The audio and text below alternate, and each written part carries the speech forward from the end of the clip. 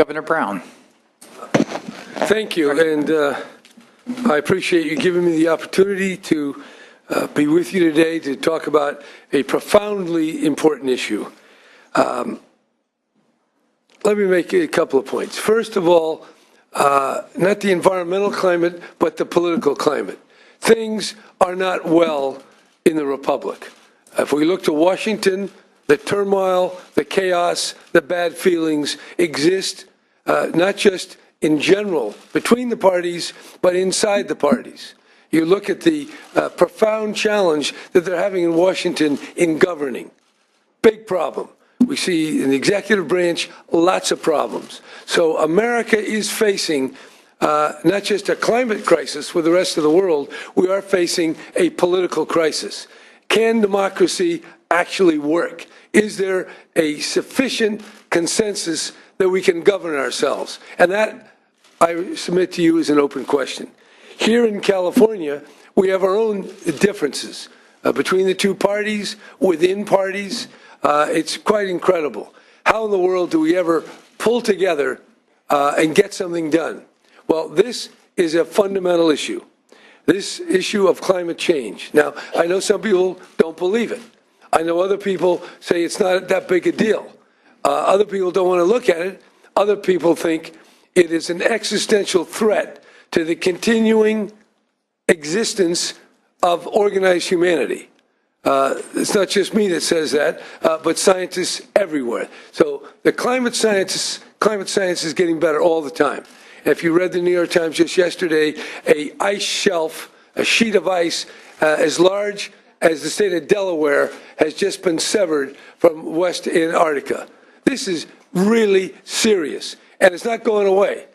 It's not going away. It's only, the science will only get clearer, and we're not going to pull back. The only question is, how do we go forward? We have a cap-and-trade program. Cap-and-trade program not designed by me, but designed under the Schwarzenegger, it was started, authorized under the Schwarzenegger administration, and then continued under my own. The cap-and-trade program is the most efficient, the most elegant to get the job done. I don't think many of you have heard about cap-and-trade as that has been in effect since 2013.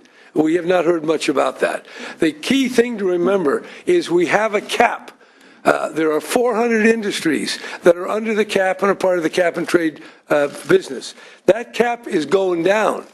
It is not the same this year as it was last year. We're talking about millions of tons of greenhouse gases that are being outlawed.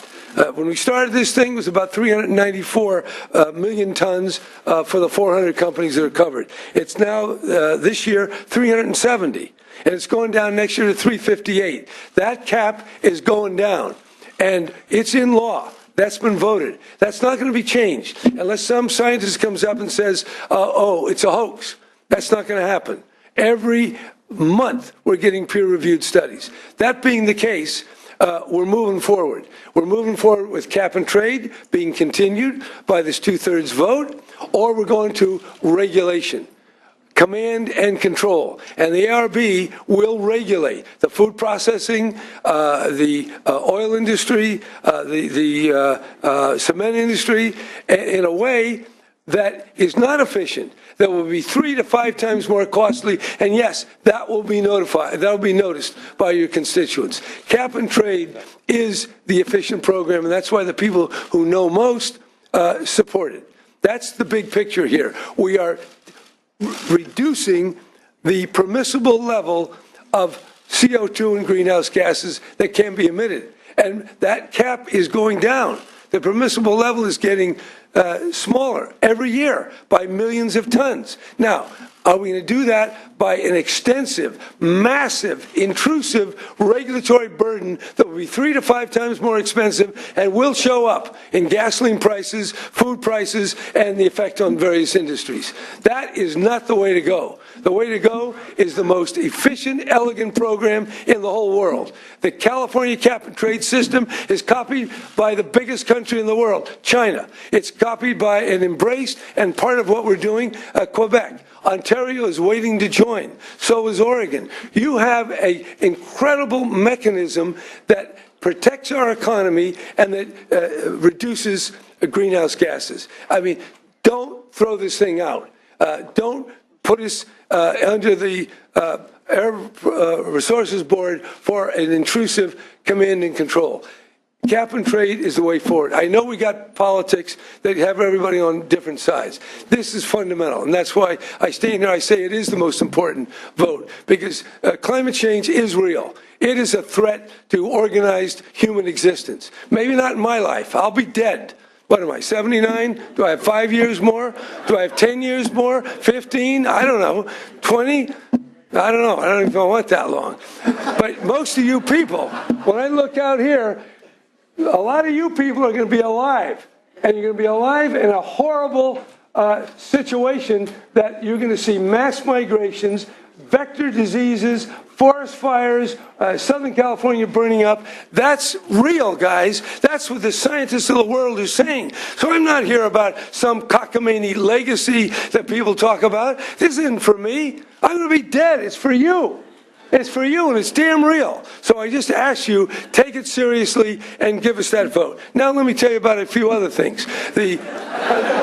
After the world has been saved, we got to make sure we can breathe clean air. And the Clean Air Act, which is a companion measure, will clean up the air like no other bill. And it'll clean it up where it's the worst, in vulnerable hotspots that poor people are suffering the most. We have local area plans. We have enforcement mechanisms. This is really a good program. So that's why I'm here. I do get a little excited because, you know, as we get older, we have less patience. And I want to see this thing get done, and I will tell you, we are going to get it. By whatever I got to do, I'm going to do it. And the people who join with us, I'll do whatever I can to help you in the following years here. We're not going to leave you alone here. I know it's tough. I know we got people who are making up stuff, and you got a bunch of adversaries here. But this is the most important vote of your life.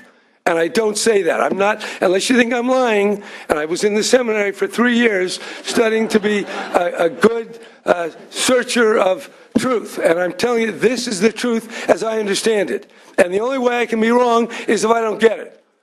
If I'm stupid and ignorant, and I'm not. I've been around this business a long time. This is what I'm telling you, it's the way it is. If anything, I'm understating it. So please, take it seriously. I know we got 100 other little issues we got to worry about. They're damn important. The big issue is what's at stake. And Kevin DeLeon has championed this in an amazing way, as well as the Speaker as well. And we got Republicans who want to get here, but, you know, it's awfully hard to pull you along. But please, guys, come on along. Let's not be Washington. Let's pull together and show that Republicans and Democrats can respond to what is an existential threat and opportunity for the people of California. We are showing the world, and don't show the world that we're going backwards. We can't get our act together. Remember, we got a national motto. It says, E pluribus unum. From many come one. From many points of view, we got one bill. Actually, you got two. So let's get them both. Thank you. Thank you very much. Thank you, Mr. Governor.